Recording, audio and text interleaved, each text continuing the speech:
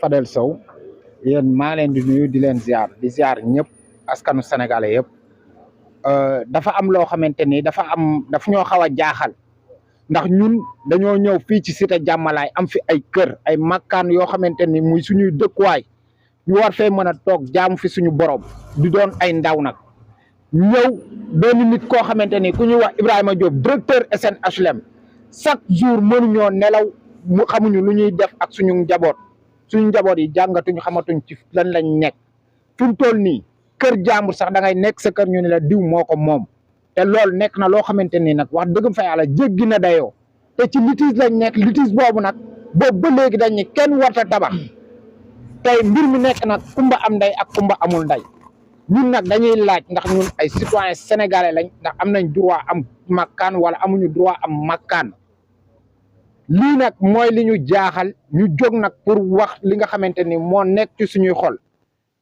boobaak léegi nag ñu ngi def ay conférence de presse pour ñu arrêter Ibrahima Diop li muy def ndax dañ ni bu kenn tabax kenn warta tabax autorisation de construction yi génn na fi mel ni tulli ak màlle ñun ñi nga xamante ni ñoo nekk ci ak nango soirée moo ñu jox li ñu am mënuñoo am makkaan mënuñoo am autorisation de construction te tegewul fenn yoon moo wax ni ñun litige lañ nekk nañ taxaw kon dañoo war a taxaw mais autorisation de construction di génn waa Descorche di ñëw di la arrêté vraiment affaire bi jéggi na dayoo léegi nag dañoo bëgg ñu régler ko ci niñ ko manière bi nga xamante ni mooy yoon moo koy régler bu ko yoon mënta régler nag wax dëggam fa yàlla ñun ñu génn nag régler ko suñu bopp ndax Ibrahima Diop citoyen sénégalais la ñun ñuy ay citoyen sénégalais dañoo bëgg nag ñu arrêté li ñuy def vraiment sonn nañ te dem nañ ba nga xamante ni nag mbir mi egg na buum si put loolu laa amoon lu ma leen di wax te vraiment man loolu mooy ci sama kàddu. asalaamaaleykum mbooloo mi maa ngi leen di nuyu man la Nango Soirée promoteur cité jàmmalaay di ziar ñëpp di nuyu Sénégal yëpp di nuyu autorité yi ne Thiès kenn ku ci ne ñu ngi lay jox sa wàccuwaay li ñu fi dajalewaat tey nag mooy li ñu fi daan dajale rek dañoo amaat naqar ak tiis naqar bi mooy dañu am fii suñu titre foncier 75/30 waa SNHLM ñu amoon ak ñoom projet yi ñu am yëpp na dañ leen a débouté ñuy def appel yàlla dogal justice bu mu demandé ni nañu woo expert mu ñëw limité fi HLM yam ñoom xaar ñu limitation boobu ñuy ñëw di am seeni autorisation di liggéey te ñun ñi mënuñoo liggéey ñu jàpp ni directeur SNHLM Ibrahima Diop respecté wul justice dama yaakaar ne bu justice ne def leen nii dañ ko war a def man mii ci ñooñu laa bokk dañ ma ne taxawal ma taxaw ñoom ñu ni leen taxawuñu di génne ay autorisation di tabax te ñun mënuñoo tabax beneen bi ci des coow li bi mu jógee Dakar de départ son excellence président de la République dégg ko ñëw fii Thiès ni leen régler foncier Thiès mu programmé fii génn fi HLM yóbbu leen Mbour 4 jox leen 20 et quelques hectares kon kooku nee na 30 hectares la bu fekkee ni da ngay réclamer benn 9 hectares ñu jox la 30 boo goree nga war a bàyyi ñii ndax ñi ay nit lañ te président moo bëggoon jàmmi Sénégal moo taxoon mu def loolu bi mu ko defee nag ba léegi tey la mbir mi gën a wulli ñaay ndax ñoom dañoo jël seen 30 hectares téye ko ba pare ñëw fii di coppati terrain yi benn système boobu nag buñ koy def dañuy xam ne loolu rôle directeur bi la mais ay kilifaam yëguñu ko président yëgu ko kilifa yi ne ci dëkk bi yëguñu ko loolu la ñuy dénoncé moo ñu fi dajale tey comme jox nañ leen seen 30 hectares Mbour 4 nañ fa yóbbu seen i client te bàyyi population bi fii muy Silma Kër Massamba Gueye Kër Daago ñëpp am nañ problème bii ndax lotissement bi nga xam ne ancien PCR Pape Saliou Bay moo ko defoon am na ñoo xam ne acte administratif yi ñu am commune rurale Fandène la jóge woon kon bu ñu ñëwee di leen yëkkati seen i kër te président bañoon loolu kon loolu lu ñu war a seetaan la naqar wi ñu amoon daal moo ñu dajalewaat fii tey ñun nag toujours ñu ngi ci ginnaaw justice xam ne di leen tracé yoon ñu di leen di xaar mais ñoom comme nangu ñoo xaar nag ñu ngi ñuy dugal ci loo xam ne ni arrangé wuñu moo tax ñu dajawaat fii yuuxuwaat suñu làmmañ pour président ak ñi mun fi nekkal Thiès ñëpp jox xam ni Diop directeur u HLM bu Thiès lii la fiy def ngeen baal ma ko salaam. asalaamaaleykum journaliste yi asalaamaaleykum waa Sénégal le discours que je vais faire en français c'est Abdoul Aziz Sy habitant à la cité Diamalaye. Messieurs, mesdames, comme vous l'avez constaté, comme vous avez à le constater à travers tous les discours, les reportages, les dossiers et les preuves antérieures, les turpitudes et les exactions de M. Ibrahima Diop, chef d'agence régionale de la SNHLM, deviennent une récurrence.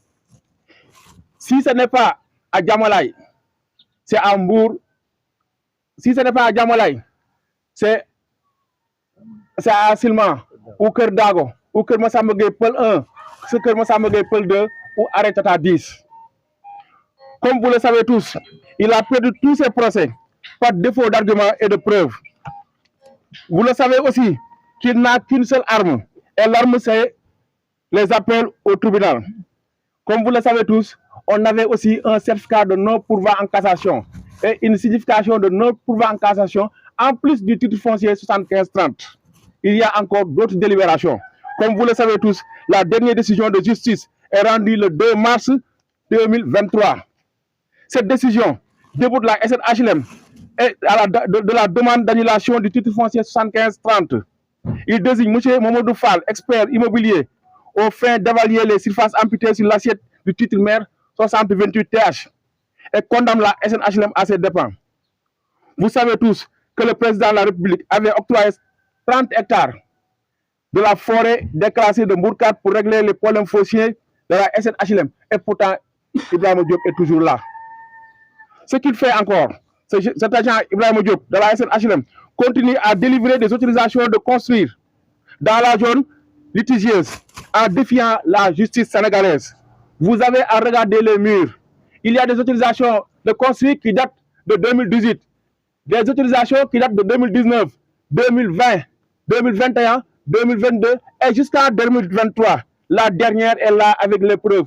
C'est en avril 2023. Comme vous le savez, nous avons le document qui est là comme preuve. Cependant, nous interpellons le procureur de la République, les chefs de services compétents, les maires de communes, à freiner les agissements de M. Diop Ibrahima, qui ne respectent pas les décisions de justice. Monsieur le procureur, Monsieur le procureur, Ibrahima Diop, chef d'agence des SNHLM de Thiès, dérange bien le pays, dérange la stabilité du pays. Et je voulais terminer en ces mots pour dire vive le Sénégal, vive la République, vive le peuple et vive la justice forte. Vive les institutions solides. Je vous remercie. Merci. Vous croyez toujours à la justice? On croit toujours à la justice. Seulement, la justice est peut-être aveugle, mais arrive à voir dans l'ombre.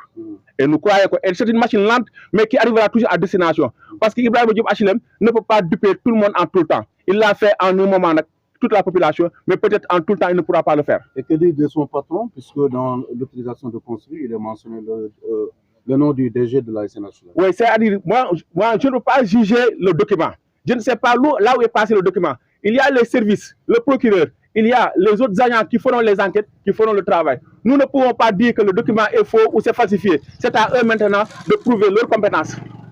Oui. Comment expliquer l'ajustement de la DESCOS également? Voilà, la DESCOS, vraiment, à un moment, ne faisait que suivre les ordres, entre guillemets, des SNHLM. Parce que nous ne pouvons pas comprendre que la DESCOS ne doit pas travailler les dimanches, les jours fériés. Mais la fois passée, à 22 h, la DESCOS était là. À 22 h, la DESCOS était là. Là, nous ne pouvons pas comprendre. Les dimanches, la fois passée aussi, ils avaient détruit une mur de fondation. On avait fait les conseils, on avait transmis. Dans ce pays-là, vraiment, on veut vivre en paix, on veut vivre à l'aise. Nous ne pouvons pas sortir du Sénégal parce que c'est notre pays, c'est notre terre. Nous aimons le pays et nous croyons à la République et nous sommes le peuple sénégalais. La suite du combat? On va gagner, Inch'Allah. La suite, comment vous comptez justement le mener? C'est-à-dire, nous ne pouvons pas faire du désordre dans le pays. Nous sommes dans un pays de droit, on doit respecter le droit. Oui. Même si vos droits sont bafoués. On va crier et on va faire ce qu'on pourra faire. Ce que je dis, c'est Ibrahima Diop. Si nous ne faisons pas attention à lui seul, il peut embraser tout le pays sans que les gens ne s'en rendent compte. Lorsqu'ils s'en rendront compte, ça sera trop tard. C'est pourquoi j'interpelle, comme le procureur de la République, comme les autres chefs de service qui sont compétents à juger ces exactions, d'agir à temps.